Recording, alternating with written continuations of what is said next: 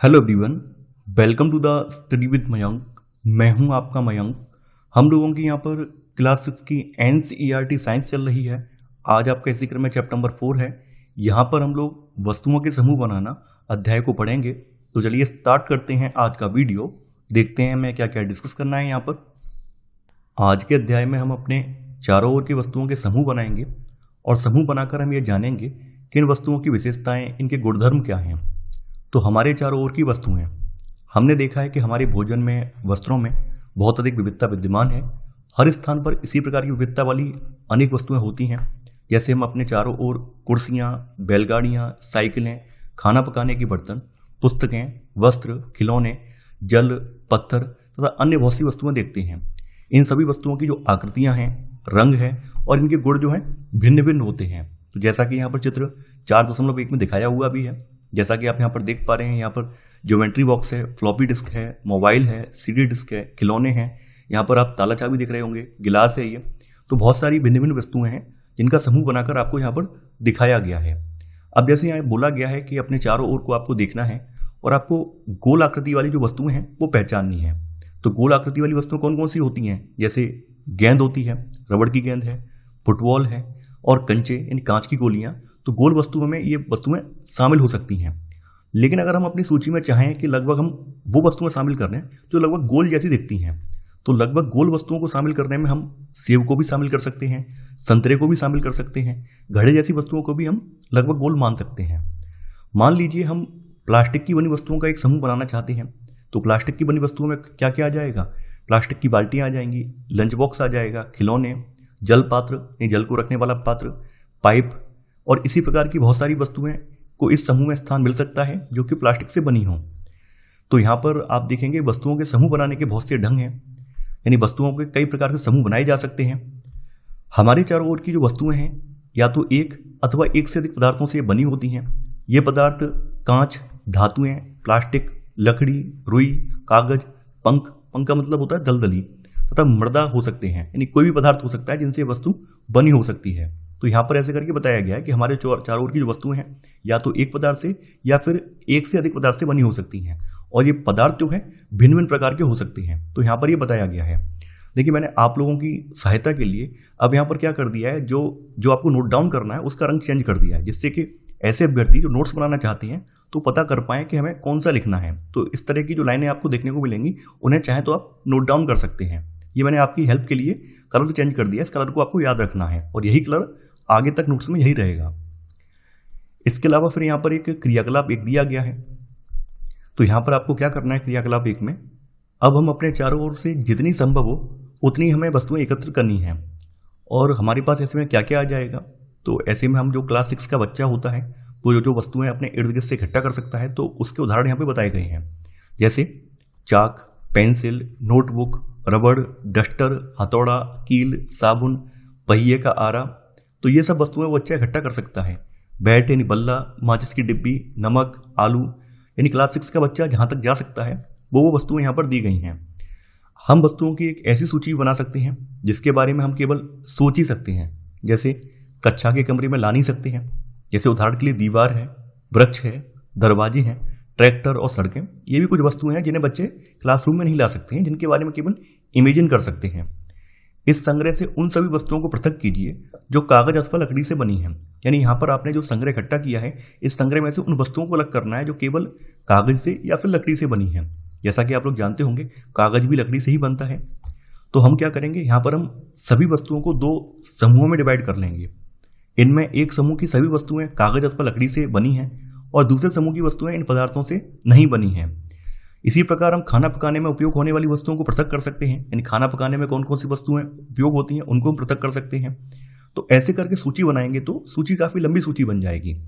और यहाँ पर देख, चूंकि मैंने आपको पहले ही स्पष्ट कर दिया है, यहाँ पर क्लास 6 के लेवल से समझाया जा रहा है। तो क्लास 6 के लेवल के बच्चे को टास्क देकर क्रियाकलाप करा के उसे अच्छे से अवधारणा यहाँ पे क्लियर करवाई गई है। कैसे कैसे वस्तुओं के संग्रह बनाना है, कौन कौन सी वस्तुएं आप अपने दैनिक जीवन में इस्तेमाल करते हैं, उन्हें आप कैसे आइडेंटिफाई करेंगे, तो वो क्रियाकलाप यहाँ पे बताए गए हैं। तो मैं इसे स्किप करता हूँ इस वाले को। यहाँ पर सारणी 4.1 दी हुई है, वस्तुएं तथा पदार्थ जिनसे वस्तुएं बनी हैं। तो जैसे यहाँ पे प्लेट की बात की गई है, प्लेट यानी थाली। तो थाली जो है इस बात से भी बनी होती है, कांच से या प्लास्टिक या किसी अन्य धातु की बनी हो सकती है।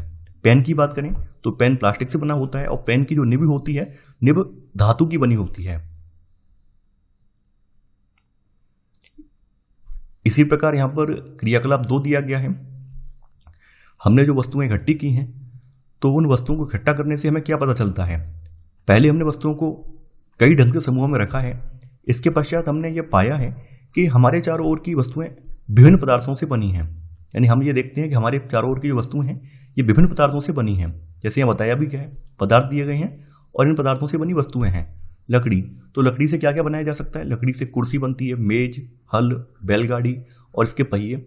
इसके अलावा घर का जो सामान है, फर्नीचर वगैरह है, दरवाजे वगैरह हैं, खिड़कियां वगैरह हैं, ये सब बनती हैं लकड़ी से। यानी विभिन्न प्रकार के उत्पाद लकड़ी से बनाए जाते हैं। कागज की बात करें तो कागज से कौन कौन सी वस्तुएं बनती हैं। पुस्तकें बनती हैं, नोटबुक, समाचार पत्र, खिलौने, कैलेंडर, ये सब कागज से बनाए जा सकते हैं। चमड़े से बात करें तो चमड़े से आपके जूते हैं, चप्पल हैं, आपकी जो बेल्ट है, पर्स है यानी बटुआ वगैरह है, ये चमड़े से बनता है। प्लास्टिक से विभिन्न प्रकार की वस्तुएं बनती हैं। प्लास्टिक के पाइप हैं, खिलौने हैं, कुर्सियां हैं, तो कई सारी वस्तु प्लास्टिक से बनती हैं। रुई की बात करें तो रुई का प्रयोग एक तो जो डॉक्टरी वाली जो पट्टी है उसको करने में होता है। इसके अलावा रुई से भी कई प्रकार के सजावट के सामान बनाए जाते हैं।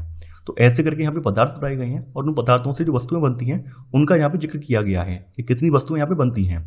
तो कई बार आप देखते हैं कि वस्तु एक ही पदार्थ से बनी होती है, तो ऐसा भी होता है कि एक ही वस्तु कई पदार्थों से भी बनी हो सकती है और फिर एक ही पदार्थ के उपयोग से कई वस्तुएं बनाई जा सकती हैं, ये भी हो सकता है। यानी यहाँ पर बताया गया कि वस्तु जो है जरूरी नहीं है कि भिन्न भिन्न पदार्थों से बनी हो। कई बार वस्तु जो है एक ही पदार्थ से बनी हो सकती है या फिर एक ही वस्तु को बनाने के लिए विभिन्न पदार्थों का उपयोग किया जा सकता है। तो वो चीज़ें यहाँ पे बताई गई हैं। तो आगे यहाँ पर वही सब चीज़ें बोली गई हैं कि यह कैसे निश्चित किया जाता है कि किसी दी गई वस्तु को बनाने के लिए कौन सा पदार्थ उपयोग किया जाना चाहिए। ऐसा लगता है कि अभी हमें विभिन्न पदार्थों के बारे में और अधिक जानकारी प्राप्त करने की आवश्यकता है। तो आगे की कहानी फिर बताई गई है कैसे चीज़ों को आइडेंटिफाई करेंगे उनके गुणों के आधार पर। तो यहाँ पर पदार्थों के गुण दिए गए हैं।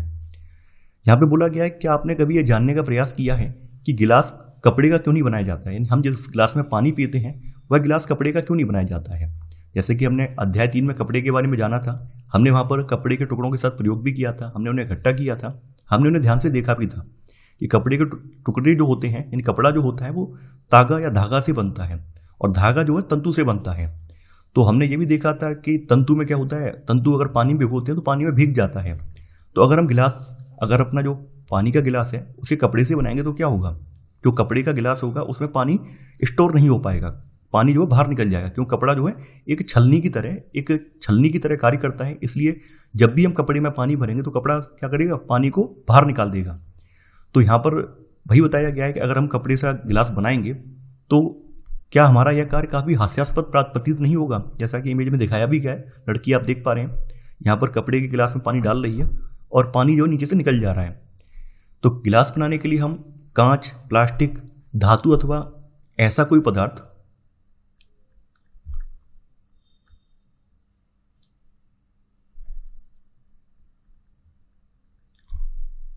आगे बोला गया ऐसा कोई पदार्थ उस पदार्थ के गुणों तथा उपयोग की जाने वाली वस्तु के प्रयोजन पर निर्भर करता है। यानी उस पदार्थ के गुण क्या हैं और उपयोग किए जाने वाली वस्तु के प्रयोजन क्या है, किस पर्पज के लिए हम वस्तु बना रहे हैं उस पर डिपेंड करता है, तभी हम कोई पदार्थ बनाते हैं। तो अतः पदार्थों के वह सब गुण क्या हैं जो उसके उपयोग के लिए महत्वपूर्ण होते हैं। तो यहाँ पर गुणों की विवेचना की गई है, कौन कौन से गुण होते हैं। सबसे पहले दिखावट की बात करते हैं। तो पदार्थ जो है प्राय एक दूसरे से भिन्न दिखाई देते हैं। लकड़ी जो है, अगर आप लकड़ी के टुकड़े को देखें और लोहे के टुकड़े को देखें तो ये दोनों एक दूसरे में देखने में बिल्कुल भिन्न होते हैं। लोहा, तांबा अथवा एल्यूमिनियम से भिन्न दिखाई पड़ता है, लेकिन फिर भी लोहे में, तांबे में, एल्यूमिनियम में कुछ समानताएं हैं क्योंकि तीनों धातुओं में आती हैं, जबकि लकड़ी धातुओं में नहीं आती। लकड़ी जो है अधात्विक पदार्थ है। आगे फिर से यहाँ पर एक क्रियाकलाप दिया गया है, क्रियाकलाप 3 दिया गया है। विभिन्न पदार्थों जिसमें गत्ता, लकड़ी, तांबे का तार, एल्यूमिनियम की सीट और चाक के छोटे छोटे टुकड़े आपको एकत्र करने हैं। अब आपको यहाँ आइडेंटिफाई करना है कि कोई चीज़ यहाँ पर चमकीली दिखाई देती है तो आपको चमकीले पदार्थों का एक समूह यहाँ पर पृथक करना है। तो यहाँ पर आपको चमकीले पदार्थ निकालने हैं, कौन सा पदार्थ चमकीला है। अब जैसे ही आपके शिक्षक प्रत्येक पदार्थ को 2 भागों में काटें तो ताजे कटे पृष्ठों को ध्यान से देखिए। यानी आपके पास जो पदार्थ मौजूद हैं उनको 2 भागों में जब आपके टीचर काट रहे हों तब आप उनके ताजे कटे पृष्ठों को आपको ध्यान से देखना है। आप क्या पाते हैं क्या इन पदार्थों में से कुछ के ताजे कटे पृष्ठ चमकीले हैं? यानी इन वस्तुओं को भी चमकीले पदार्थों के समूह में सम्मिलित कीजिए। आपको यहाँ पर आइडेंटिफाई करना है कि ये हमने जो वस्तुएं इकट्ठी की हैं इनमें से चिकनी या चमकीली वस्तुएं कौन सी हैं, ये आपको यहाँ पर आइडेंटिफाई करना है। जैसे यहाँ पर धातुओं के टुकड़े देख रहे होंगे, तो धातुओं के टुकड़ों को उनकी द्योति यानी चमक देखने के लिए काटना। आपने देखा होगा कि जब कोई ग्राइंडर से या फिर जब कोई कटर से किसी धातु को काटता है तो उसके जो पृष्ठ निकल कर आते हैं काफ़ी चमकीले होते हैं। तो हम यहाँ पर कह सकते हैं कि धातुओं में चमक होती है, जबकि अन्य अधात्विक पदार्थों में चमक नहीं होती है। तो द्युति का मतलब होता है चमक। तो आप आइडेंटिफाई करेंगे जब आप काटेंगे पदार्थों को, तो आप देखेंगे द्युतिवान तथा द्युतिहीन पदार्थों की सूची आप बनाएंगे। काटने के स्थान पर आप पदार्थों के पृष्ठों को रेगमाल से रगड़कर या देख सकते हैं कि वे द्युतिमान हैं अथवा नहीं। खास करके धातुएं जो होती हैं उनमें चमक होती है, जबकि अधात्विक पदार्थों में, अन्य पदार्थों में चमक नहीं होती है।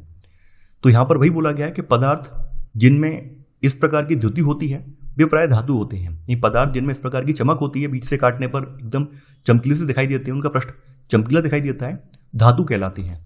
तो धातुओं में लोहा, तांबा, एल्यूमिनियम तथा सोना धातुओं के उदाहरण हैं।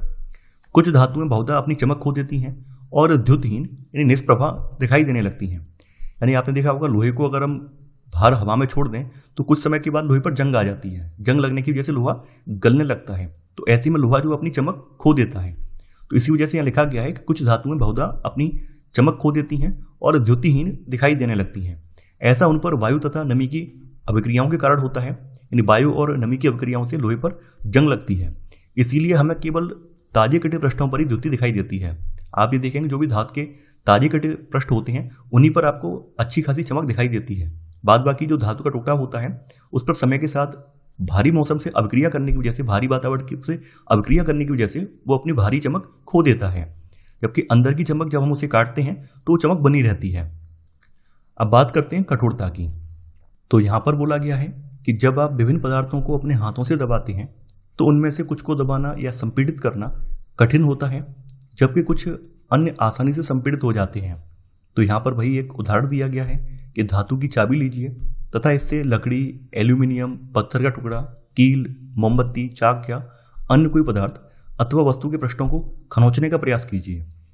तो आप कुछ पदार्थों को आसानी से खरोंच सकते हैं, जबकि कुछ अन्य पदार्थ जो हैं उनको आसानी से खरोंचा नहीं जा सकता है।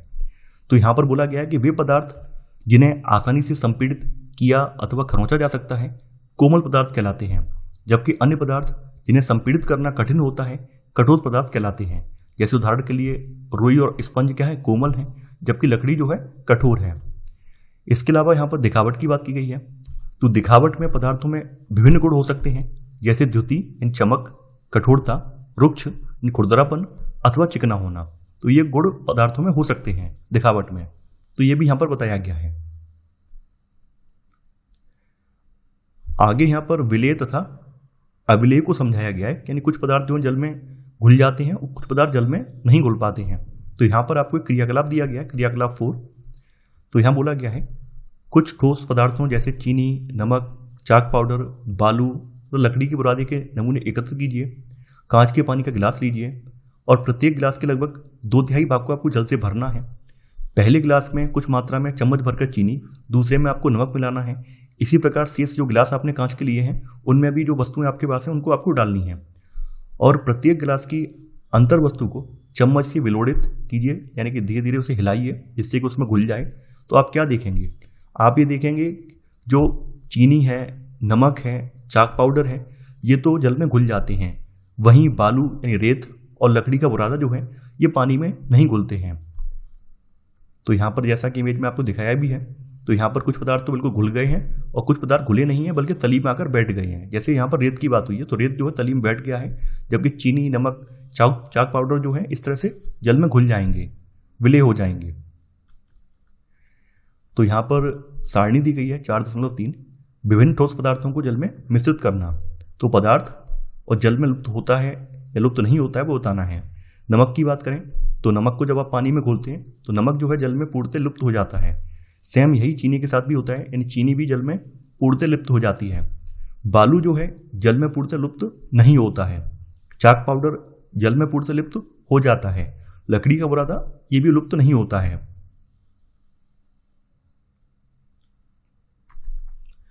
तो यहाँ पर आप विलेय अवलेय में लिख लेंगे।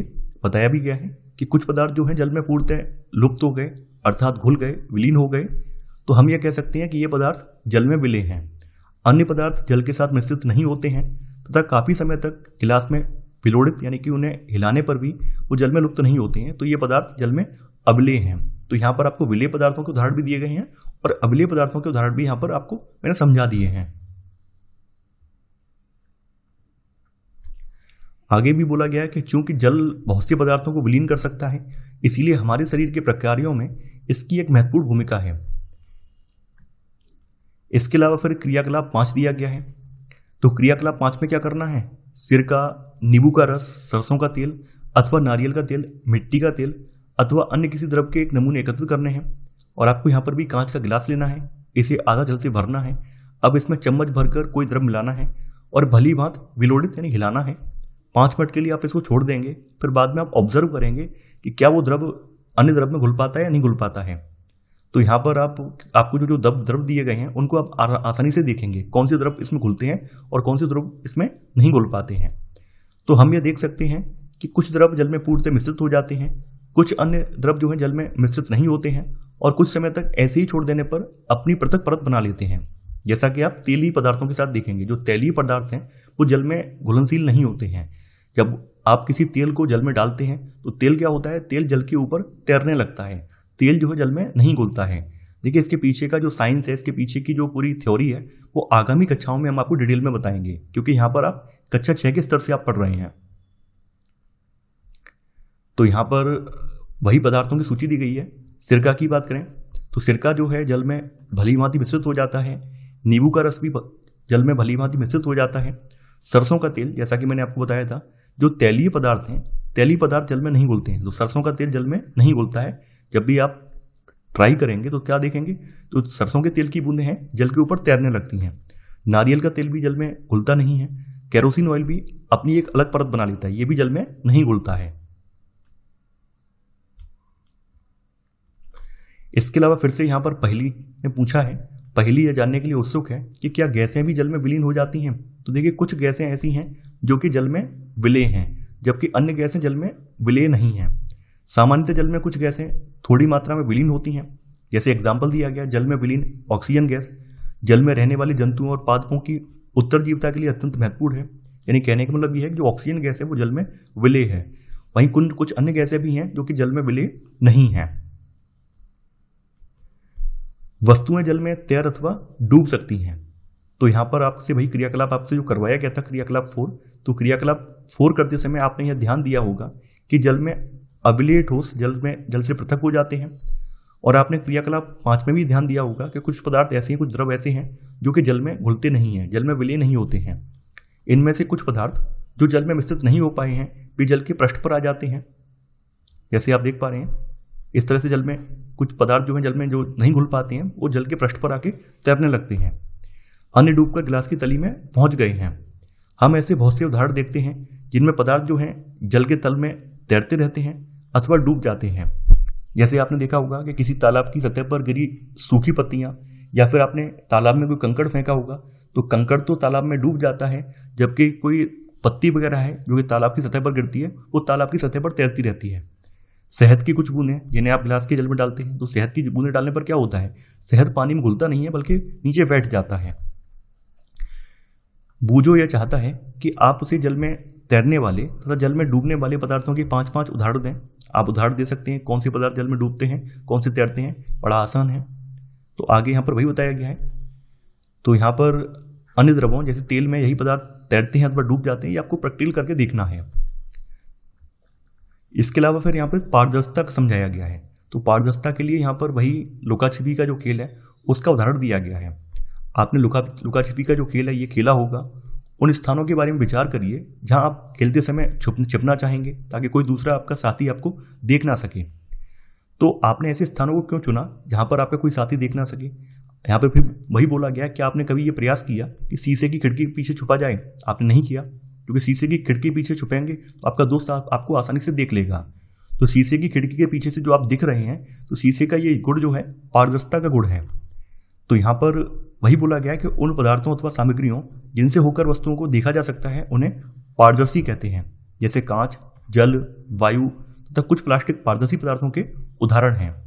तो आपने देखा होगा जो दुकानदार हैं, मिठाई वाली दुकान पर हैं, ये सब लोग क्या करते हैं, ये पारदर्शी कांच का इस्तेमाल करते हैं ताकि जो उन्होंने आइटम बनाए हैं या जो उनके पास सामान उपलब्ध है वो सामने वाले ग्राहकों को दिखे और ग्राहक उसे आसानी से खरीद पाएं।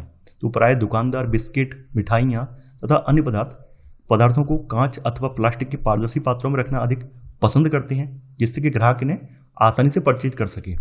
जैसा कि आप यहाँ पर काउंटर में देख रहे हैं, काउंटर पर जो कंटेनर रखे हैं इनमें आप देख पा रहे हैं कैसे यहाँ पे टॉफ़ी वगैरह रखी है इसमें।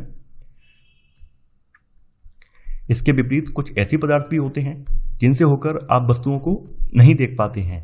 इन पदार्थों को क्या कहते हैं, अपारदर्शी पदार्थ कहते हैं। तो अपारदर्शी पदार्थों की बात करें, इसमें लकड़ी के बॉक्स आ जाते हैं, गत्ते के डिब्बे अथवा धातु के पात्र आ जाते हैं, तो ये अपारदर्शी पदार्थ बोले जाते हैं। इनसे हम वस्तुओं को होकर नहीं देख सकते हैं। अब आपको फिर से क्रियाकलाप नंबर 6 करना है। कागज की आपको एक सीट लेनी है और इससे होकर किसी प्रदीप्त बल्ब को देखिए। यानी कागज के सीट के पीछे आपको क्या करना है, एक बल्ब रखना है, उसको जलाकर रखना है। तो आप क्या देखेंगे कि कागज की सीट के पीछे बल्ब उतना ज़्यादा साफ दिखाई नहीं देता है। हल्की हल्की में रोशनी प्रतीत होती है कि बल्ब की रोशनी कागज पे पड़ रही है। अब कागज की सीट के बीच में आपको क्या करना है, 2-3 जो बूंद हैं खाने का तेल या मक्खन डालकर इसे फैलाइए और कागज के उस भाग से जहाँ तेल फैला है प्रदीप्त बल्ब को दोबारा ध्यान से देखिए। प्रदीप्त का मतलब जलता हुआ जो बल्ब है उसको दोबारा देखिए। तो आप ये देखेंगे जो बल्ब का प्रकाश है हल्का हल्का आ रहा होता है। हालांकि आप ये आइडेंटिफाई नहीं कर पाते हैं कि पीछे बल्ब भी है या फिर एलईडी लाइट है, क्या है, लेकिन आपको समझ में आता है कि पीछे से प्रकाश आ रहा है। तो अब बल्ब हमें पहले की अपेक्षा और अधिक स्पष्ट दिखाई देता है। तो यहाँ पर आप देख पा रहे हैं ऐसे पदार्थ जहाँ से पूरी तरह से किसी वस्तु को हम नहीं देख पा रहे हैं लेकिन आभास हो रहा है, तो ऐसे पदार्थों को हम पारभासी कहते हैं। यानी ऐसे पदार्थों जिनसे होकर वस्तुओं को देख तो सकते हैं परंतु बहुत स्पष्ट नहीं देखा जा सकता है, उन्हें पारभासी कहते हैं। तो यहाँ पर पारभासी आपने जाना होगा, पारदर्शी, अपारदर्शी और पारभासी वस्तुओं के बारे में आपने यहाँ पे जान लिया है। तो अतः हम क्या करते हैं, अतः हम पदार्थों को अपारदर्शी, पारदर्शी तथा पारभासी के रूप में समूहों में बांट सकते हैं। आगे यहाँ पर फिर से यहाँ पर एक उदाहरण दिया गया है। हम लोगों ने बचपन में काफ़ी ज़्यादा किया था ये वाला उदाहरण। शायद जिनके ज़माने में टॉर्च रही है उन लोगों ने किया होगा। मैंने कई बार किया था बचपन में और अक्सर करता भी था, डेली करता था मैं। तो पहले किसी अंधेरे वाले स्थान पर टॉर्च के कांच को हथेली से ढकना है, फिर आपको क्या करना है, टॉर्च का स्विच ऑन कर देना है। तो आप क्या करेंगे, आपकी हथेली पर जो आपका ब्लड होता है, आपकी हथेली के अंदर ब्लड होता है, वो आपको चमकने लगता है। तो हथेली कैसी है, हथेली जो है क्या अपारदर्शी है, पारदर्शी है अथवा पारभासी है। तो हथेली हमें पारभासी सी दिखती है। ना तो अपारदर्शी होती तो प्रकाश आता ही नहीं, पारदर्शी होती तो प्रकाश आर पार हो जाता। तो यहाँ पर क्या है, हमारा जो अंदर ब्लड है वो हल्का हल्का दिखने लगता है, यानी हल्का हल्का आपका जो ब्लड है वो चमकता हुआ दिखाई देता है। तो आपकी हथेली जब आप टॉर्च लगाते हैं एक साइड से, तो आपकी हथेली कैसा व्यवहार करती है, एक पारभासी की भांति व्यवहार करती है।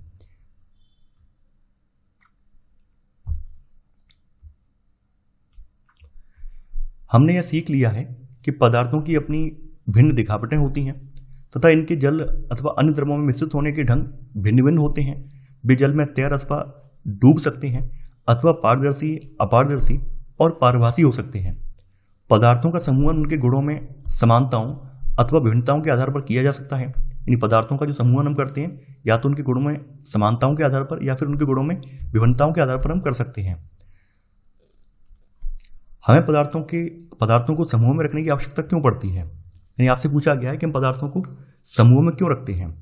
तो पदार्थों को समूह में रखने का एक सबसे बड़ा कारण ये है कि हम आसानी से उनको आइडेंटिफाई कर पाएंगे कि कौन से पदार्थ कहाँ पर रखे हैं।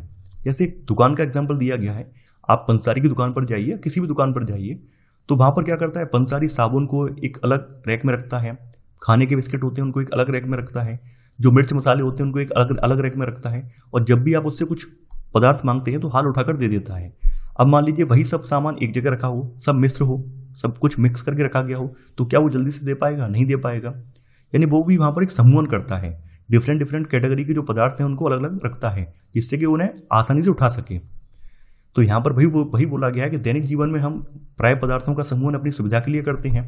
घर में हम अपनी वस्तुओं का भंडारण सामान्यतः इस प्रकार करते हैं कि एक जैसी वस्तुएं एक साथ रखी हों।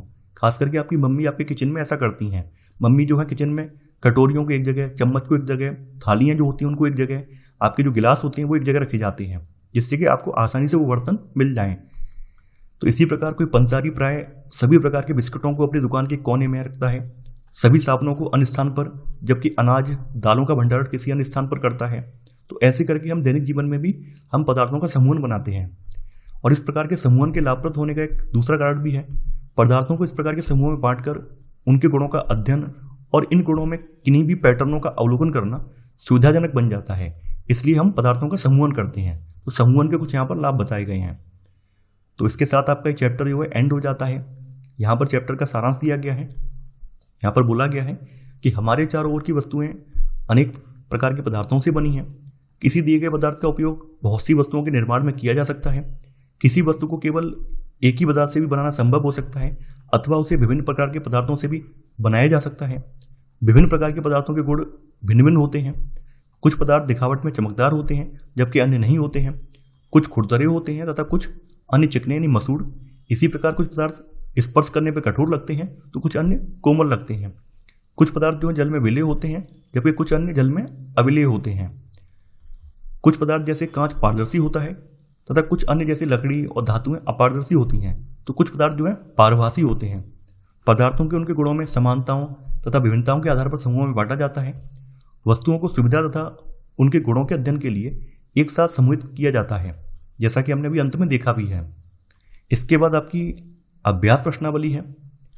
तो यहाँ पर पहला प्रश्न है, लकड़ी से बनाई जा सकने वाली 5 वस्तुओं के नाम लिखिए। आप बड़े आराम से लिख पाएंगे। कुर्सी, मेज, खिड़की, दरवाजा, अलमारी, ये 5 वस्तुएं हो जाएंगी। निम्नलिखित में से चमकदार पदार्थों का चयन कीजिए। कांच की प्याली, प्लास्टिक का खिलौना, स्टील का चम्मच, सूती कमीज। देखिए, कांच की प्याली और स्टील का चम्मच यहाँ पर चमकदार हैं, जबकि प्लास्टिक का खिलौना और सूती कमीज चमकदार नहीं है। अब आप लोग कहेंगे सर अभी आपने बताया था धातुओं में चमक होती है। देखिए, धातुओं के अलावा भी कुछ आधात्मिक पदार्थ ऐसे हैं जिनमें चमक होती है। तो कांच की जो प्याली होती है उसमें भी हल्की सी चमक होती है। तो कांच की प्याली और स्टील का चम्मच, इनमें यहाँ पर चमक है। आगे यहाँ पर आपको 2 कॉलम दिए गए, इनको मिलाना है। वस्तुएं और पदार्थ, यानी वस्तुएं जिनसे वो बनी हैं। जैसे पुस्तक की बात करें, पुस्तक किससे बनी होती है? पुस्तक बनी होती है कागज से।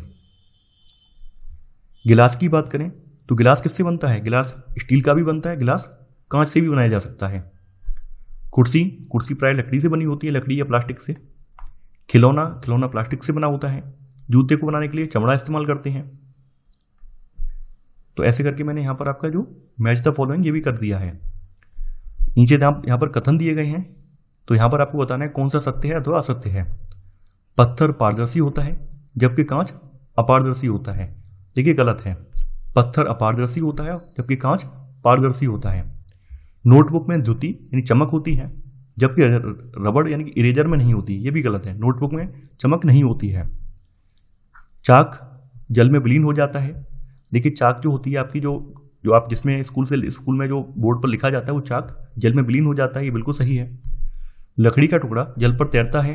ये बिल्कुल सही है। लकड़ी का टुकड़ा जो है जल पर तैरता है। चीनी जल में विलीन नहीं होती है। चीनी और नमक दोनों ही जल में विलीन हो जाते हैं।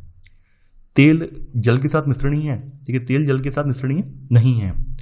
बालू जल में निषादित हो जाता है, यानी कि उसकी तली में बैठ जाता है। ये बिल्कुल सही है। बालू जो जल में घुलता नहीं है, बल्कि निषादित होकर उसकी तली में बैठ जाता है।